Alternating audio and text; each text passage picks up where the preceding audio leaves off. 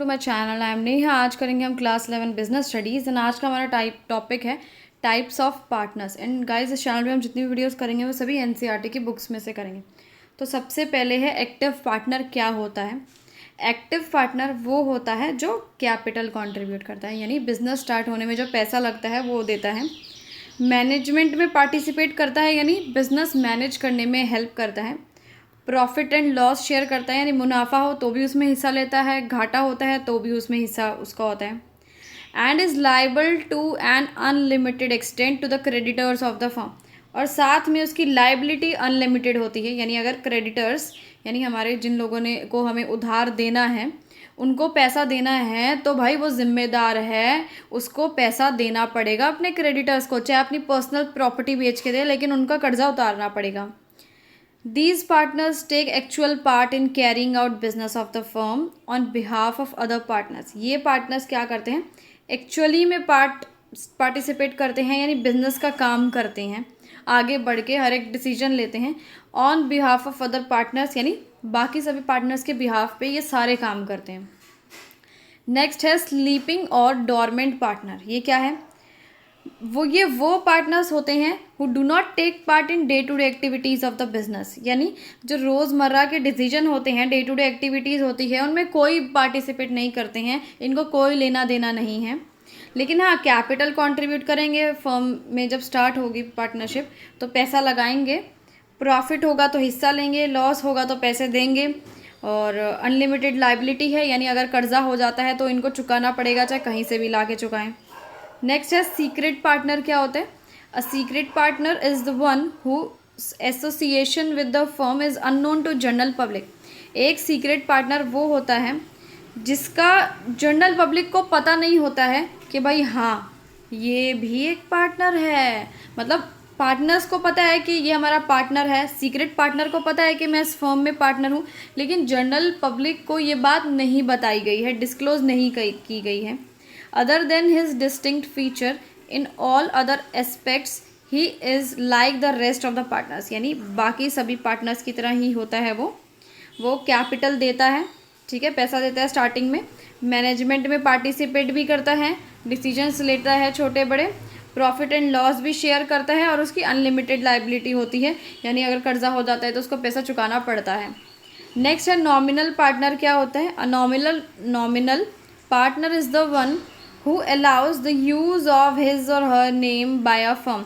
यानी अपना नाम, अपनी गुडविल जो है वो किसी भी फर्म को यूज़ करने देता है, बोलता है कि मेरे नाम पे तुम जो मर्जी करते रहो, मेरे नाम का इस्तेमाल करो, ठीक है। लेकिन हाँ, वो कैपिटल कंट्रीब्यूट नहीं करता, भाई कैपिटल नहीं देता है, साथ में वो मैनेजमेंट में भी पार्टिसिपेट नहीं करता है, ठीक है, ना प्रॉफिट शेयर करता है ना लॉसेस शेयर करता है, लेकिन लायबल है। लायबल का मतलब है कि अगर थर्ड पार्टी को पेमेंट देनी है, कुछ उधार देना है, कर्जा चुकाना है और पार्टनर्स नहीं दे पा रहे हैं तो भाई ये भी लायबल है, ये भी जिम्मेदार है, इसको कर्जा उतारने में मदद करनी पड़ेगी। क्यों, क्योंकि इसका नाम इस्तेमाल हो रहा है फर्म में, इसके नाम से ही सारी चीज़ें करी जा रही हैं। नेक्स्ट है पार्टनर बाय स्टॉपल। ये क्या बोल रहा है, a person is considered a partner by estoppel if through his और हर ओन इनिशिएटिव, कंडक्ट और behaviour she gives an impression to others that she is a partner of the firm। so वो इंसान होता है partner by estoppel जिसकी कि खुद initiative यानी कोई कदम उठाने से या उसके बिहेवियर से सामने वाले को ऐसा इम्प्रेशन जाता है, ऐसा महसूस जाता है कि वो पार्टनर है। मतलब वो पार्टनर नहीं है लेकिन वो बिहेव ही ऐसा करता है, शो ऐसा करता है लोगों को कि नहीं मैं तो इस फर्म का पार्टनर हूँ। Such partners are held liable for the debts. So जब वो दिखाएगा सामने वाले को कि मैं पार्टनर हूँ लेकिन है नहीं, लेकिन फिर भी उसके बावजूद वो है लाइबल होगा डेट्स के लिए, यानी अगर कर्जा हो जाता है, किसी कोई दिक्कत परेशानी आ जाती है, घाटा हो जाता है तो उसको भरना पड़ेगा, वो जिम्मेदार होगा हर चीज़ के लिए। Because in the eyes of third party they are considered partners, क्योंकि थर्ड पार्टी को तो ये पता है ना कि ये पार्टनर है, चाहे वो है या नहीं इससे कोई मतलब नहीं, लेकिन थर्ड पार्टी को ये चीज़ बता रखी है कि ये पार्टनर है, चाहे झूठ बोला हो तो वो जिम्मेदार होगा अगर थर्ड पार्टी को कुछ नुकसान हो जाएगा तो।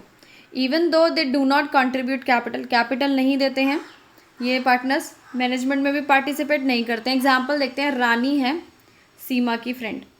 रानी क्या बोलती है कि मेरी एक सॉफ्टवेयर फर्म है जिसका नाम सिंप्लेक्स सॉल्यूशन है। रानी बोलती है सीमा एक मिनट सॉरी, सीमा रिक्वेस्ट करती है रानी को कि भाई मेरे साथ ना चल एक बिज़नेस मीटिंग पे चल, मोहन के साथ मोहन सॉफ्टवेयर के साथ मैं एक बिज़नेस मीटिंग करना चाहती हूँ तो और तुम मेरे साथ चलो, ठीक है। तो रानी क्या करती है, एक्टिवली पार्टिसिपेट करती है नेगोशिएशन प्रोसेस में, यानी मीटिंग में बिल्कुल ऐसे एक्टिवली पार्टिसिपेट कर रही है जैसे पार्टनर है, ऐसा दिखा रही है वो मोहन सॉफ्टवेयर्स को। रानी और जो सीमा है दोनों मोहन को ऐसा दिखाएंगे कि हम दोनों ही पार्टनर्स हैं, लेकिन रानी तो पार्टनर नहीं है। इम्प्रेशन लेकिन ऐसा देगी कि पार्टनर है, ठीक है। सो अगर क्रेडिट यानी उधार दिया जाता है सिंपलेक्स सॉल्यूशन को, पैसा मिल जाता है कहीं से भी, मोहन से मिल जाता है पैसा, तो क्या होगा, रानी लायबल होगी। रानी क्यों लायबल होगी भाई सारा कर्जा चुकाने के लिए? क्योंकि जब मोहन के साथ मीटिंग हुई थी तो रानी ने झूठ बोला और ऐसा दिखाया कि मैं तो पार्टनर हूँ इस फर्म की, मैं इसका सारा डिसीजन ले सकती हूँ। तो किस पे विश्वास किया उसने? रानी पे विश्वास किया मोहन ने। अब जब रानी पे विश्वास किया है तो रानी कर्जा चुकाएगी। चलो आगे बढ़ते हैं। नेक्स्ट है partner by holding out. A partner by holding out is a person who though is not a partner in the firm but knowingly allows himself herself to be represented as a partner। Partner by holding out क्या होता है? वो इंसान जिसे पता है कि मैं इस फर्म का पार्टनर नहीं हूँ, लेकिन फिर भी वो अलाउ करता है, ऐसा रिप्रेजेंट करता है कि मैं पार्टनर हूँ, झूठ बोलता है मतलब कि मैं तो पार्टनर हूँ। Such a person becomes liable to outside creditors. ऐसा इंसान क्रेडिटर्स के लिए लाइबल होगा, यानी अगर रीपेमेंट करना होगा डेट्स को, जो है कर्जा वगैरह कभी चुकाना पड़े तो भाई ये पार्टनर जो है पैसा चुकाएगा, क्योंकि ये दिखा रहा है कि मैं तो पार्टनर हूँ, है ना। Which have been extended to the firm on the basis of such representation. क्योंकि जो ये क्रेडिट एक्सटेंड किया गया है, क्यों दिया गया है कर्जा? क्योंकि उसने रिप्रेजेंट ऐसा किया है कि मैं पार्टनर हूँ। In case he is not really a partner, अगर सच में वो पार्टनर नहीं है, ठीक है, तो वो अपने आप को सेव कर सकता है, बचा सकता है इस जिम्मेदारी से, इस लाइबिलिटी से, इस कर्जे चुकाने की जिम्मेदारी से बचा सकता है।